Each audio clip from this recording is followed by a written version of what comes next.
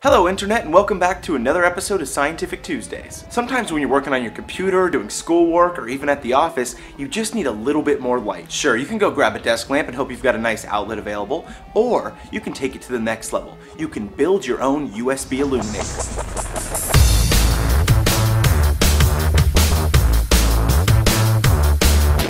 This episode of Scientific Tuesdays is brought to you by Thrillist.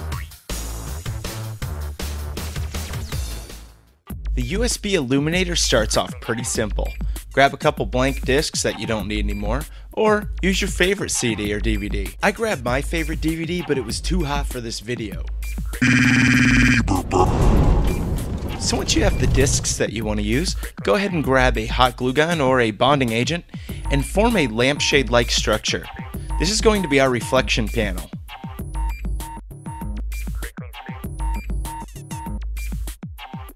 You can use more CDs or DVDs if you want. I found 3 to make the perfect cone shape.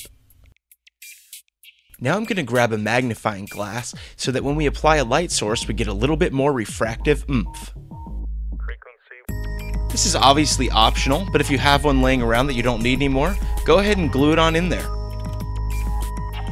And now we've got the fun part. I got my hands on a 3.5 volt, super bright LED, and also a 68 ohm resistor. Don't worry, you can pick these up for pennies on the dollar at your electronics store. Why a resistor? Well, they maintain a steady current in electronic devices by limiting it to a known safe value.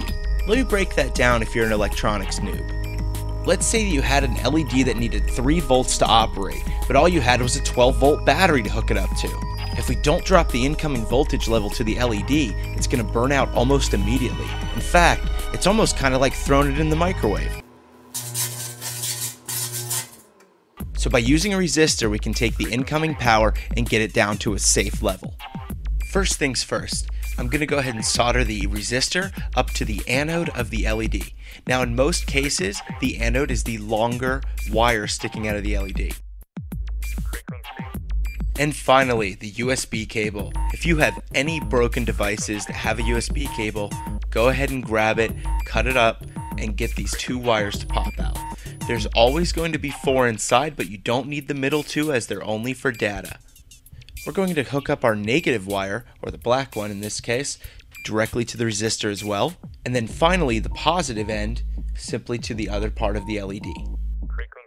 So our wiring's done. It's time to put this all together and see what kind of a light we can produce here. I decided to use a bottle as a base as it was sturdy and it will hold my reflecting shade at the top quite well. Put a little hot glue on there and just snapped it right in. Now I'm going to take the USB wire and light, run it through a hole, and get it in there nice and snug. We want this pointing down right through the lens. Then I'm going to glue the wire in place so that the light's not going to bounce around. Alright, our work is now finished. This is the completed project. You know, it's nothing to write home about, but I think it'll really work in a pinch. Let's take a look and see how much light we can really pull out of it. I'll go ahead and plug the USB cable into a sleep-moded laptop, and boom. The illumination is actually a hell of a lot more than I expected. You can now use this thing to find DVDs laying around your room late at night, specifically my favorite. Or maybe you just need to get a better look at your keyboard. So there you go, pulling some trash items from around the house and putting them together to make a lamp.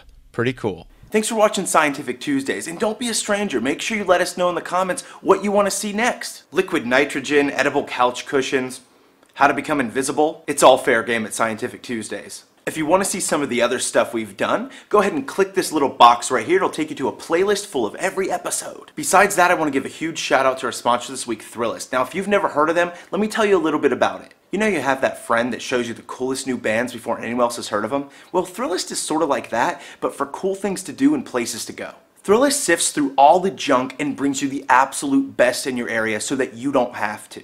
Want to know about a Star Wars burlesque show or a new restaurant with a sushi robot? Then go sign up for Thrillist. Go to thrillist.com/st, hit it up, check it out. You're gonna love it. Hey, it's Michael from Vsauce, and you just got scienced on a Tuesday.